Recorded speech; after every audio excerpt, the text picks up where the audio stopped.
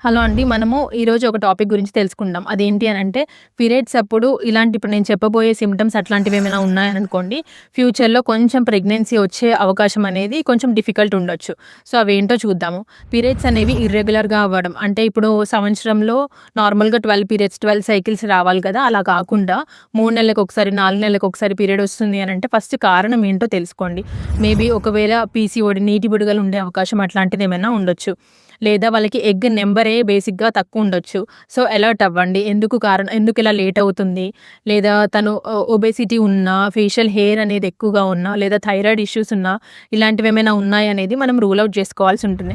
Next వచ్చేసి periods అనేవి తొందరగా వస్తున్నాయని అనుకోండి. సో, ఎర్లీగా అంటే 21 డేస్ కంటే బిఫోరే లేదా 20 డేస్‌కే ఫ్రీక్వెంట్‌గా వస్తున్నాయి ఎవ్రీ మంత్ అని అనుకోండి. ఎగ్ నంబర్ కూడా ఫ్యూచర్‌లో తగ్గిపోయే అవకాశం అనేది ఉంటుంది. సో, దానికి కూడా అలర్ట్‌గా ఉండండి. లేదు ఎక్సెసివ్ బ్లీడింగ్ అవుతుంది. పీరియడ్స్ అప్పుడు నార్మల్‌గానే వస్తున్నాయి. కాకపోతే చాలా ఫ్లో ఉండడం గానీ, క్లాట్స్ లాగా రావడం గానీ, అలాంటిదేమైనా అవుతుందని అనుకోండి. వేరే ఫ్యాక్టర్స్ లైక్ గర్భసంచికి గడ్డలు గానీ, లోపల పాలిప్స్ కానీ ఇట్లా ఉండే అవకాశం అనేది ఉంటుంది.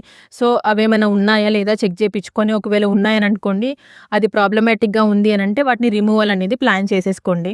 లేదా పీరియడ్స్ అప్పుడు పెయిన్ అవుతుంది చాలా అనుకోండి, దాన్ని అంత నెగ్లెక్ట్ చేయకండి.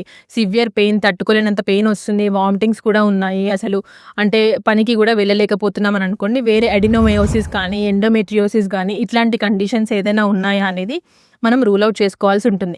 ఒకవేళ ఇట్లాంటి ఫ్యాక్టర్స్ ఏమైనా ఉన్నాయని అనుకోండి, మనం వాటిని ముందుగానే కరెక్ట్ చేసుకుంటే ఫ్యూచర్‌లో ప్రెగ్నెన్సీకి ఇబ్బంది కాకుండా ఉంటుంది.